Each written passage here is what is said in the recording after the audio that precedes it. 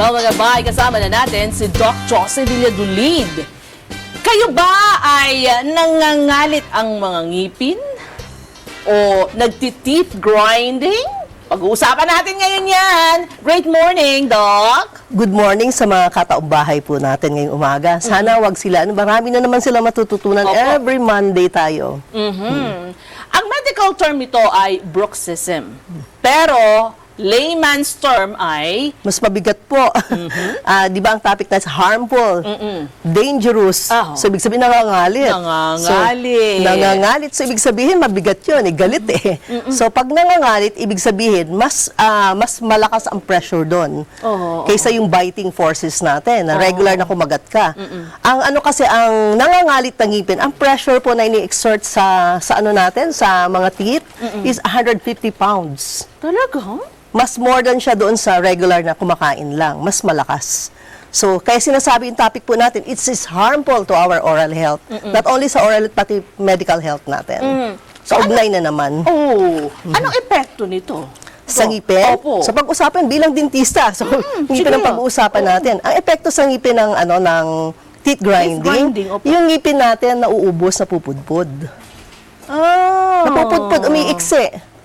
Tapos mabililibang pa doon sa pwede siya mag-cause ng mga toothache na wala ka namang bulok ng ngipin. Toothache, masakit.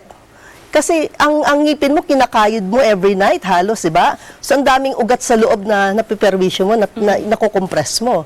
So, not only toothache, pati yung dugtungan ng ulo natin, yung TMJ natin, nakikis-kis po natin. So, marami ang effect sa ngipin. Hindi lang sa actual na ngipin mismo, pati po sa ibang parts na nakapaligid sa kanya Opo, na opo. apektuhan. Doc, bakit ang isang tao ay nag-tooth grinding or teeth grinding? Bakit? Maraming dahilan ng teeth grinding. Puntahan natin yung lifestyles natin. Stress ba tayo palagi? Ayan. Yung emotions natin, galit ba tayo palagi? May mga kinikimkim, suppression kasi doon pumapasok yung compression. Pag may isang tao may mga feelings sa suppress, by Julie, so kinocompress po yung ngipin kasi nagpipigil din siya. Yung emotions niya na suppress. So compress yung ang effect po sa teeth nun magkadikit. So another yung mga bata na nagngipin, no? Nag-grind din sila kasi naghahanap sila ng pwesto nila. Pero normal yun sa mga babies. Pero pagdating sa mga bata na nag-grind, matanda na nag-grind, may kinalaman po yung posisyon ng ngipin. Asa posisyon? Posisyon ng ngipin, upper teeth, and lower teeth, hindi po sila magkatugma. Upper jaw, upper na panga, tsaka lower na panga, hindi na naman magkatugma. Isa din po yan sa pinagmumula. Madalas yun po nga ang pinagmumula ng teeth grinding. Kasi may mismatch hindi sila nag-coordinate. Oo nga. So, hinahanap niya kung saan siya pupwesto. Yan bang teeth grinding, Doc, na aalis din? Pwede siya maalis, kailangan malaman yung root cause. So, mga abay, tingnan nyo pa lang mga, yung mga tawag dito, yung mga ngipin nyo. Saan ba kayo nag-grind? Kasi maraming tao hindi alam nila na nag-grind sila ng ngipin. So, madali lang po makita. Tingnan nyo na lang yung mga pangil. Pangil na lang natin. Tingnan nyo yung pangil sa taas, tingnan nyo yung pangil sa baba. Kung ang pangil nyo sa taas, maiksi kaysa kabila. 'Di ba? Ibig sabihin, yung ngipin nyo dun sa side na yon, sa kabila, doon kayo nag-grind palagi. Or doon kayo nagki-clench ng gigigil, doon palagi yung isang tao. So, ibig sabihin, hindi na magkapares ng haba. Yung upper teeth na naman, or lower teeth, mas maiksi kaysa canine. Maiksi yung gitna, tapos yung mga dulo, mahahaba, ibig sabihin doon siya nag-grind din. So, madali, maski hindi sila, mas hindi pa rin pumunta sa dentista. Ngayon yung naririnig nyo ngayon, malalaman na nila na nag-grind sila kasi pudpud sa kabila o pudpud sa isang side, hindi pare-parehas yung length ng teeth. Pagka ganon, na pupudpod, sabi nga po ninyo, ang ngipin. Di ba giling? The teeth are gilingan. So, isipin yung isang bata, nagigiling na siya. Pagdating ng halimbawa, teenager na siya, 10 years old, nag-grind na siya palagi. Iba na ang size ng teeth niya. Maiksi na yun. May magagawa pa naman para bumalik sa normal na size. Pwede naman siya magawa, kaya lang, ang problem, you have to address the root cause.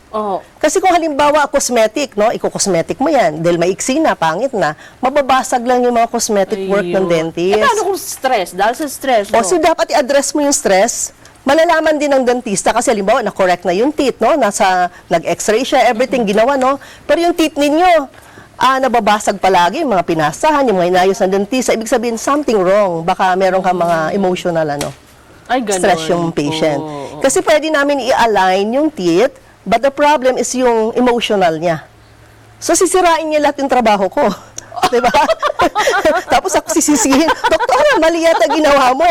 Yung pala, may problema pala siya. Lagi siya nanggigigil. Tapos stress siya. So, dapat hand in hand, the medical and the dental should be working together. Yes. Hindi pwede lang. Oo nga, no? Kasi hindi nyo nasasakupin yung kung emotional ang problema. Oo, hindi ko nasakop yun Psychologist lang Psychologist ang dapat kailangan niya. Or yung mga bata na nahulog sila, may mga accident, bata, matanda. Maski inalign ko po yung teeth nila, ang tendency pa rin, ang mangyayari sa kanila, ano pa rin, mag-grind pa rin ng teeth. So, ganun pa rin ang magiging effect nun. So, magiging, yung treatment ko, magiging rin, magkakaproblema rin. Dito, sa kanina ko, bago tayo magsimula ng ating interview, tinitignan ko ito, Doktora, ito, katulad Yan, nito. yan, nakita niyo po? So, ang laki po ng discrepancy, sa harap, ang liliit na ng teeth, at saka lahat, napupudpud. See? Imagine mo kung 11 years old, 10 years old, 3 years old, nag-grind ka na ng teeth. So, yung mga nag-grind po ng teeth, sakitin na po ng ulo yan. Kasi tinitingnan lang natin actually yung teeth. Pero yung effect niya sa tenga, kinukudkud mo, grind ka ng grind So, apektado rin yung tenga natin. Ang effect hindi lang sa pati po sa muscles natin, tingnan po natin to ha. Yan. So, nakita nyo, yun dito yung tenga. Opo. Nandito yung mata nyo, nandiyan yung sinus, nandiyan yung panga. Kaya paggising, masakit yung panga. Paggising pa lang niya, masakit yung ulo. Imagine mo yung 150 pounds na pumasok, hindi na nakapagpahinga ang muscles mo, yung teeth mo. Doon ang effect niya. So, hindi lang oral health, pati physical health. Mental health, physical health, oral health. Kuha po ng Andun grinding na. yun. Nakukuha niya yan. Kasi, di ba, sabi ko, nangangalit. Ano ba yung galit? Ang daming effect ng galit nangangalit yung ngipin. So, bigyan din natin, Doktora, ngayon doon sa ating mga abay na nanonood sa atin. Ano ngayon ang dapat kong gawin? So, number one, kasi di ba ang ngipin? Kasi number one na mga pag-ano din sa'yo, diagnose na may mga nagtutooth grind is dentist pa rin. Siya number one na makakakita ka agad. Pero yung binigay natin ng tips ngayon, para na rin siya nagdentista, no? Oo. Malaman na rin niya kung nagtiteeth grind siya. So, number one na is dapat magpatingin. Kasi para, i-refer din naman siya kung hindi galing sa ngipin. Oo. Kasi pwede rin hindi galing sa ngipin, yung teeth Oo, yung grinding niya. sinabi nga ninyo pa. Oo. Pero number one, may mga x-rays po para makita kung merong nagmamatch ba yung upper jaw at lower jaw. Kasi balik tayo, ang root cause palagi ngipin. Pero ang ngipin, sinisira siya ng emotions ng tao. Kaya sirain. Because yung emotion, niya, involuntary kasi yun yung paggalit, di ba? Nagkikim-kim siya, nagpe-press siya. Ayun. So, baka meron pa kayong gusto na i-advise sa ating mga kataong bahay, Doktora. So, yung mga, ito, tips na naman to, marami na naman matututunan sila ngayon. Yung mga nagtiteeth grind, yung mga stress po sa trabaho, talagang, nag-grind sila ng ngipin, di maiwasan, Ang gagawin lang po nila para ma-relieve po, mabawasan yung teeth grinding nila, exercise po yung, yung mga leeg nila, leeg side. Laging everyday po, exercise po yan. Then, opening. Kasi from the word, stress, di ba, compress, naiipit, nangangalit, magkadikit.